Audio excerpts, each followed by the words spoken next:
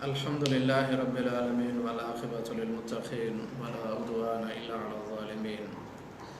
أعوذ بالله من الشيطان الرجيم. بسم الله الرحمن الرحيم. ولو أن أهل القرى آمنوا واتقوا لفتحنا عليهم بركات من السماء والأرض. آج یہ ہمارا درس جو ہے وہ گناہوں کی زندگی ذلت کا راستہ ہے، تو اس کا آج 8واں حصہ ہے۔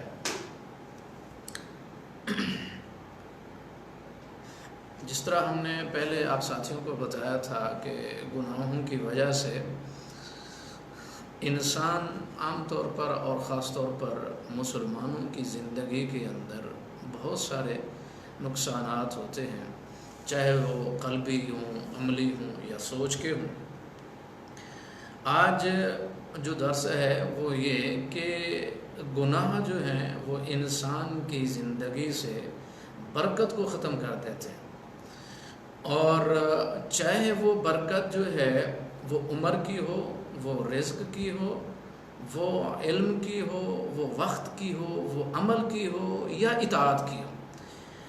تو علماء کہتے ہیں، امام ابن قیم رحمۃ اللہ علیہ ارشاد فرماتے ہیں، جو سب سے اہم ترین برکت ہے انسان کی زندگی میں وہ وقت کی، رزق کی، علم کی، عمل کی اور اطاعت کی ہوتی ہے۔ اگر یہ چیزیں نہ رہیں گناہوں کی وجہ سے ان کے اندر پھر برکت جو ہے وہ ختم ہو جاتی ہے، یعنی زندگی میں، عمر میں، رزق میں، علم میں، عمل میں اور اطاعت کے اندر۔ اور یہ بات یاد رکھیں کہ اطاعت کے اندر جو ہے برکت، علم کے اندر برکت اور عمل کے اندر برکت وہ یہ ہوتی ہے کہ مسلمان کو اطاعت کے راستے کے اوپر لگا دیا جاتا ہے، یا پھر آپ یوں کہیں کہ اس کے لیے اطاعت کے راستے اور خیر کے جو کام ہیں بہت آسان ہو جاتے ہیں، اور پھر اس کے اندر برکت ہی برکت ہے۔ لیکن اگر انسان گناہوں کے اندر مبتلا ہے تو پھر یہ برکتیں جو ہیں وہ ختم ہو جاتی ہیں، اور پھر وہ شیطان کے راستے پہ چلا جاتا ہے، اور انتہائی مصیبت اس کی زندگی کے اندر جو ہے مصیبتیں بھر جاتی ہیں زندگی۔ تو آپ من جملہ یہ کہیں کہ مسلمان کی دنیا اور آخرت کے اندر گناہوں کی وجہ سے برکت ختم کر دی جاتی، ختم ہو جاتی ہے۔ وہ انسان کے عمل کی وجہ سے، انسان کے گناہوں کی وجہ سے، مسلمان کے گناہوں کی وجہ سے۔ جس طرح اللہ رب العزت ارشاد فرماتے ہیں، اب دیکھیں کہ زمین کی جو برکتیں ہیں، زمین کی جو برکتیں ہیں وہ بھی گناہوں کی وجہ سے ختم کر دی جاتی ہیں۔ اللہ رب العزت ارشاد فرماتے ہیں، وَلَوْ أَنَّ أَهْلَ الْقُرَىٰ آمَنُوا وَاتَّقَوْا، اگر اہل بستی اور زمین والے ایمان لاتے اور اللہ تعالیٰ سے ڈرتے، لَفَتَحْنَا عَلَيْهِمْ بَرَكَاتٍ مِّنَ السَّمَاءِ وَالْأَرْضِ، تو پھر ہم زمین و آسمان کی برکتوں کے دروازے کھول دیتے ہیں۔ یعنی زمین سے بھی جو برکتیں ہوتی ہیں وہ بھی، اور آسمان سے بھی جو برکتیں ہوتی ہیں وہ مسلمانوں کے لیے برکتوں کے دروازے جو ہے وہ کھول دیے جاتے ہیں۔ جس طرح سلف صالحین لکھتے ہیں کہ اس وقت کہ جب زمین کے اوپر عدل تھا، انصاف تھا اور سلف صالحین کا دور تھا، تو گندم کا جو دانہ تھا وہ کھجور کی گٹھلی کے برابر تھا۔ یہ زمین کی برکتیں ہیں۔ اور آسمان کی جو برکتیں ہیں، پھر اسی وقت جو ہے وہ بارشیں نازل ہوا کرتے تھے جب مسلمانوں کی فصلوں کو بارشوں کی ضرورت ہوتی۔ پھر اس سردی میں، گرمی میں، موسموں میں ہر ایک چیز کے اندر وہ برکت ہی برکت ہوتی تھی۔ لیکن آج ہم مسلمان دیکھتے ہیں کہ زمین جو ہے وہ بھی اپنی برکتیں کھو رہی ہے، آسمان بھی، وہ بھی ساری چیزیں جو ہے وہ برکتیں کھو رہی ہیں۔ کس وجہ سے؟ مسلمانوں کے گناہوں کی وجہ سے۔ ہم مسلمانوں کے گناہوں کی وجہ سے بما کسبت ایدی الناس، جو ہم نے جو کمایا، ہم نے جو بویا اپنے کردار سے، وہی کچھ ہم کاٹتے ہیں، دنیا میں، زندگی میں بھی، آخرت کے اندر بھی۔ پھر دنیا اور آخرت کی جو برکتیں ہیں وہ گناہوں کی وجہ سے ختم ہو جاتی ہیں۔ تو اللہ رب العزت ارشاد فرماتے ہیں اگر اہل بستی اور یہ دنیا والے ایمان لاتے اور ہم سے ڈرتے اور ہمارے قانون کو نافذ کرتے اور اسی پر زندگی بسر کرتے، لفتحنا علیہم برکات من السماء والارض، پھر ہم زمین و آسمان کی برکتوں کے دروازے ان پر کھول دیتے ہیں۔ ایک حدیث ہے، آپ صلی اللہ علیہ وسلم نے ارشاد فرمایا کہ فَإِنَّهُ لَا يُنَالُ مَا عِنْدَ اللَّهِ إِلَّا بِطَاعَتِهِ، کہ اللہ تعالیٰ کے پاس جو نعمتیں ہیں زمین و آسمان کی، مسلمان اطاعت کے بغیر نہیں لے سکتا، یعنی نافرمان ہو اور پھر اللہ تعالیٰ کی رحمتیں اور برکتوں کا نزول ہو، یہ ممکن نہیں ہے، مستحیل ہے۔ تو آپ صلی اللہ علیہ وسلم نے ارشاد فرمایا کہ یہ سب کچھ اس وقت جو ہے مسلمان حاصل کر سکتا ہے کہ جب اللہ تعالیٰ کا یہ فرما بردار نہیں تو برکتیں جو ہیں وہ ختم ہو جاتی ہیں، عمر میں، رزق میں، علم میں، عمل میں اور اطاعت کے اندر، یعنی آپ کہہ لیں کہ دین اور دنیا کی ساری برکتیں وہ ختم ہو جاتی ہیں۔ اگر لینی ہے تو اطاعت کی وجہ سے، وگرنہ گناہوں کی وجہ سے کبھی بھی کوئی برکت نہیں ہوتی۔ اب جس طرح ایک آپ صلی اللہ علیہ وسلم کی ایک حدیث یاد ہے، آپ صلی اللہ علیہ وسلم نے ارشاد فرمایا یذهب الصالحون الاول فالاول، نیک لوگ جو ہیں وہ آہستہ آہستہ ختم ہو جائیں گے، وتبقى حثالا، کچرا باقی رہ جائے گا، لا یبالہم اللہ بالا، اللہ رب العزت کو ان لوگوں کی کوئی پرواہ نہیں ہوگی۔ یعنی آہستہ آہستہ جو نیک لوگ ہوں گے، یذهب الصالحون الاول فالاول، جو نیک لوگ ہوں گے وہ آہستہ آہستہ چلے جائیں گے اللہ تعالیٰ کے پاس، وتبقى حثالا، کچرا باقی رہ جائے گا۔ اب دیکھیں کچرا جو کیا مطلب، یعنی انسانوں کو، مسلمانوں کو کچرا کہا گیا، کیا مطلب؟ اس کا مطلب یہ ہے کہ ایسی مخلوق دنیا پہ رہ جائے گی کہ جن کو نہ اللہ کی پرواہ، نہ اللہ کے احکام کی پرواہ، نہ پیغمبر کی پرواہ، نہ اللہ کے رسول کے احکام کی پرواہ، نہ قرآن کی، نہ اسلام کی، نہ خیر کی کاموں کی، کسی چیز کی کوئی پرواہ نہیں ہوگی، اور وہ اللہ اور اس کے رسول کے نافرمان ہوں گے۔ پھر لا یبالہم اللہ بالا، پھر اللہ تعالیٰ کو بھی ان کی کسی چیز کی کوئی پرواہ نہیں ہوگی کہ آسمان سے بارشیں کب آ رہی ہیں، زمینوں سے فصلیں پیدا نہیں ہو رہی، یا زمین اپنا پانی جو ہے وہ نیچے سے نیچے کرتے چلی جا رہی، یا اس زمین سے جتنی جو زرخیزی تھی، جو نکلنا تھا، جو فصلیں اگنی تھی وہ نہیں اگ رہی۔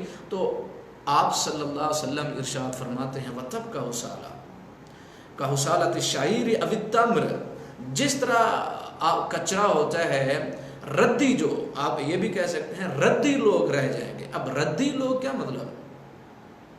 اللہ کے رسول صلی اللہ علیہ وسلم نے کچرا یا ردی لوگ کہا تو اس کا مطلب کیا ہے؟ اس کا مطلب یہ ہے کہ اللہ اس کے رسول کے نافرمان ٹوٹلی مکمل طور پر، تو ایسے لوگ ردی ہیں، ان کا وزن نہیں ہے۔ اس وجہ سے کہ جو ردی لوگ ہیں، جو اللہ اور اس کے رسول کے احکام کی پرواہ نہیں کرتے، ان کو دنیا چاہیے تو وہ پھر سارا کچھ بیچنے کو تیار ہے، اپنا علم، عمل، دنیا، سب کچھ۔ تو کحثالۃ الشعیر او التمر، جس طرح تمر کھجور ہے وہ ردی ہوتی ہیں، وہ کوئی کسی چیز کا کوئی قابل استعمال نہیں، یا پھر توڑی ہوتی ہے، توڑی کا ایک کچرا ہوتا ہے، کسی کام کا نہیں ہے۔ آگے آنے والے جو جملے ہیں لا یبالہم اللہ بالا، اللہ تعالیٰ کو ان کی کوئی پرواہ نہیں ہوگی۔ قرآن مجید کے اندر اللہ رب العزت ارشاد فرماتے ہیں جو مومن ہیں، جو ایمان لاتے ہیں، اللہ رب العزت ان مومن یدافع اللہ عن الذین آمنوا، اللہ تعالیٰ دفاع کرتا ہے ان لوگوں کا جو مسلمان اور مومن ہیں، یعنی اللہ رب العزت کو پرواہ ہے ان لوگوں کی جو مسلمان اور مومن، اور پھر اللہ تعالیٰ ان کا دفاع کرتا ہے۔ لیکن اگر یہ صفات نہیں ہے زندگی کے اندر، یعنی مسلمان کو اللہ اور اس کے رسول کے احکام کی پرواہ نہیں، تو پھر اللہ کو بھی ان اللہ لا یغیر ما بقوم حتی یغیروا ما بانفسہم۔ اچھا، اس کے بعد امام ابن قیم رحمۃ اللہ علیہ ارشاد فرماتے ہیں کہ اصل مومن کی زندگی جو ہے وہ دل کے زندہ ہونے کے ساتھ ہے۔ اگر دل جو ہے وہ مربوط ہے اپنے خالق کے ساتھ، اپنے مالک کے ساتھ، اللہ اور اس کے رسول کے ساتھ اس کا تعلق جو ہے وہ وابستہ ہے، تعلق اچھا ہے، تو پھر یہ زندہ بھی ہے دنیا میں بھی اور اس کا دل بھی زندہ ہے۔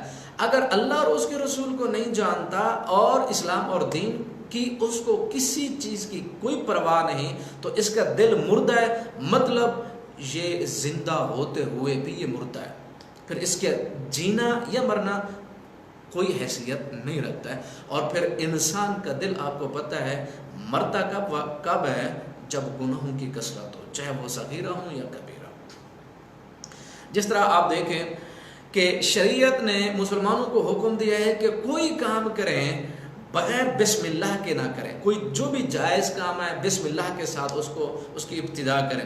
آپ کھاتے ہیں، آپ پیتے ہیں، آپ پہنتے ہیں، اب کوئی کام جائز کرتے ہیں بسم اللہ کے ساتھ کرتے ہیں، کیا مطلب یہ کہ شیطان کو اس کو کوئی تدخل نہ ہو اس کام میں، اور اللہ کا نام جب ہوگا تو پھر اس کے ساتھ جو ہے وہ برکت وابستہ ہو جاتی ہے، چاہے وہ عمر ہے، چاہے رزق ہے، چاہے علم ہے، چاہے عمل ہے، چاہے اطاعت ہے، چاہے وہ کھانا ہے، چاہے وہ پینا ہے، کوئی بھی کام ہے جائز کام ہے بسم اللہ پڑھتا ہے۔ حتیٰ کہ مسلمان نسل کو بڑھانے کا جو کام کرتا ہے اس میں بھی یہ ہے کہ مسلمان کو اعوذ باللہ من الشیطان الرجیم پڑھ کے جو ہے وہ سارے کام کرتا ہے، برکت نسل کے یعنی بڑھانے کی ابتدا کے اندر بھی اس کو یہ سارا کام کرنا ہے اللہ کے نام کے ساتھ، جو جائز کام ہے اللہ کا نام لے کر، کیوں؟ اس میں برکت پیدا ہوتی ہے۔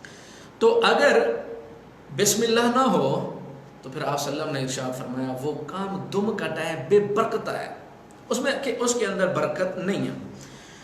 اچھا، گناہوں کی جو سب سے آپ سمجھ لیں ایک قبیح ترین جو اثر پڑتا ہے نا، گناہوں کا جو اثر ہے جو انتہائی قبیح ترین سنگین ترین ہے، وہ چند چیزیں ہیں۔ سب سے پہلے عمر، اس کے بعد رزق، اس کے بعد عمل، اس کے بعد آپ سمجھ لیں اطاعت، یہ چند چیزیں ایسے گناہوں کا جو اثر ان چیزوں پر انتہائی سنگین ترین ہے۔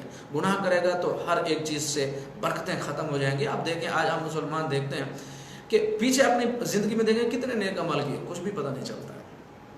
اور یہ بات بھی یاد رکھیں، برکت کثرت کا نام نہیں ہے، برکت صرف کثرت کا نام نہیں ہے کہ مطلب ہم یہ سمجھیں کہ ڈھیر لگے ہوئے ہوں، میں 10 روپے رات کو رکھوں اور صبح جو اٹھوں وہ 100 ریال بنا ہوا ہو، ٹھیک ہے، ہم اس کو برکت سمجھ، یعنی تعداد جو ہے ہم اس کو سمجھتے ہیں کہ یہ برکت ہو گئی، ہم نے 1 رکھا تو 5 بن گیا، 5 رکھے تو 6 بن گیا، 6 تو 8 بن گیا، 10 20 100، یہ برکت ہے۔ برکت یہ صرف اس کو برکت نہیں کہتے، برکت کا اصل مقصد اور اصل مقصود مطلوب یہ ہے۔ مثلا میں آپ کو مثال دوں، بکری جو ہے وہ حلال جانور ہے اور کتا جو ہے وہ حرام جانور ہے۔ اب دیکھیں بکری روزانہ کتنا ذبح ہوتی ہے، ہوٹلوں میں، شادی بیاہ میں، صبح شام، دن رات، مجالس میں، محفلوں میں، ہوٹلوں میں، اور پتہ نہیں کہاں کہاں یہ ذبح ہو رہا ہے جانور روزانہ کی بنیاد پر۔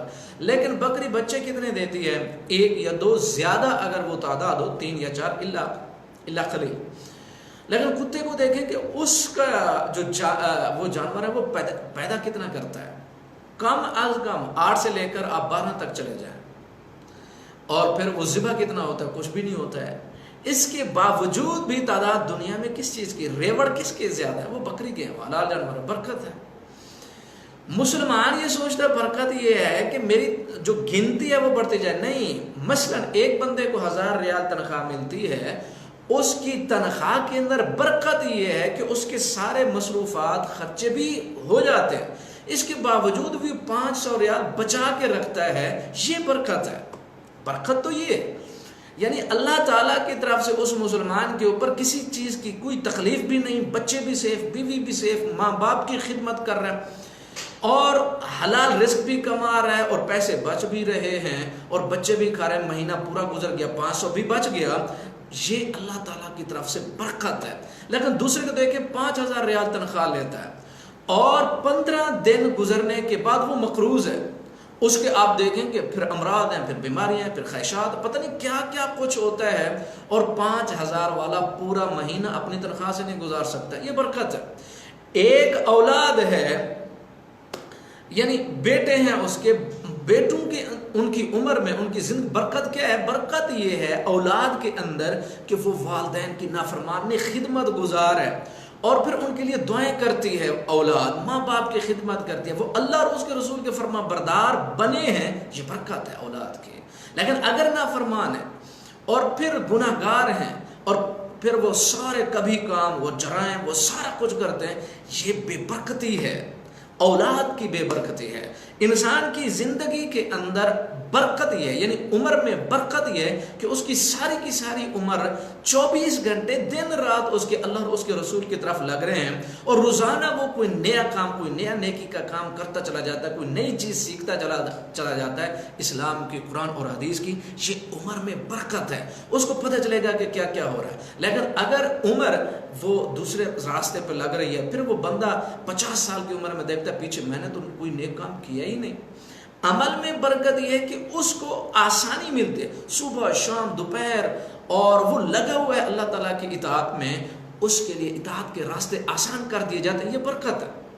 لیکن دوسری طرف بے برکتی کیا ہے؟ عمر بھی بہت زیادہ، مال بھی بہت زیادہ، فراوانی اور وقت بھی بہت زیادہ، صحت بھی بہت زیادہ، لیکن خیر کا کام کرنے کی توفیق نہیں. بے برکتی.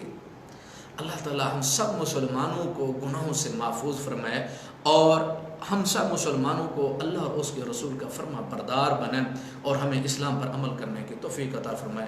وما علینا الا البلاغ.